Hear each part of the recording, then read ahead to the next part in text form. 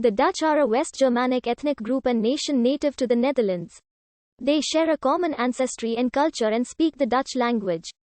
Dutch people and their descendants are found in migrant communities worldwide, notably in Aruba, Suriname, Guyana, Curaçao, Argentina, Brazil, Canada, Australia, South Africa, New Zealand and the United States. The Low Countries were situated around the border of France and the Holy Roman Empire, forming a part of their respective peripheries in the various territories of which they consisted. Had become virtually autonomous by the 13th century. Under the Habsburgs, the Netherlands were organized into a single administrative unit, and in the 16th and 17th centuries the northern Netherlands gained independence from Spain as the Dutch Republic. The high degree of urbanization characteristic of Dutch society was attained at a relatively early date. During the Republic, the first series of large-scale Dutch migrations outside of Europe took place. The Dutch people are often seen as the pioneers of capitalism, and their emphasis on a modern economy, secularism, and a free market has been hugely influential worldwide. The traditional arts and culture of the Dutch encompasses various forms of traditional music, dances, architectural styles and clothing, some of which are globally recognizable.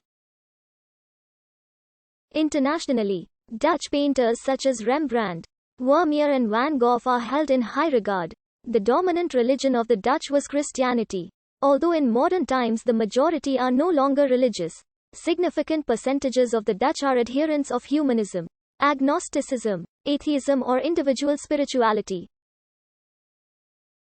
As with all ethnic groups, the ethnogenesis of the Dutch to clearly pinpoint the exact emergence of the Dutch people, the interpretation of which is often highly personal. The text below hence focuses on the history of the Dutch ethnic group.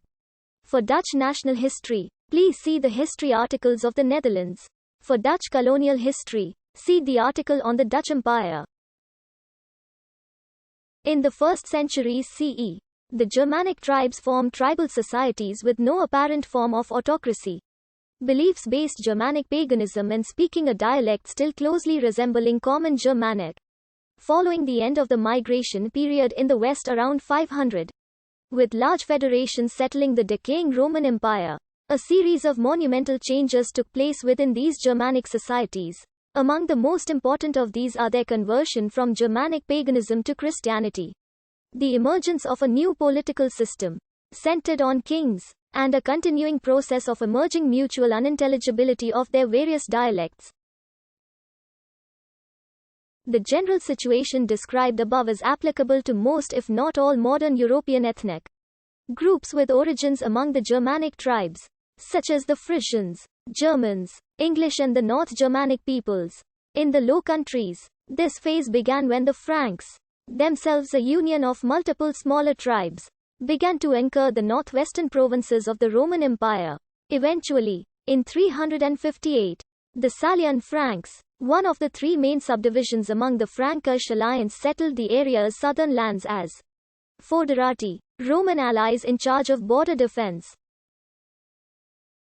Linguistically, Old Frankish or Low Franconian gradually evolved into Old Dutch, which was first attested in the 6th century, whereas religiously the Franks converted to Christianity from around 500 to 700. On a political level, the Frankish warlords abandoned tribalism and founded a number of kingdoms, eventually culminating in the Frankish Empire of Charlemagne. However, the population makeup of the Frankish Empire, or even early Frankish kingdoms such as Neustria and Austrasia, was not dominated by Franks. Though the Frankish leaders controlled most of Western Europe, the Franks themselves were confined to the northwestern part, remained virtually identical ever since, and could be seen as marking the furthest pale of Gallicization among the Franks. The medieval cities of the Low Countries, which experienced major growth during the 11th and 12th century, were instrumental in breaking down the already relatively loose local form of feudalism.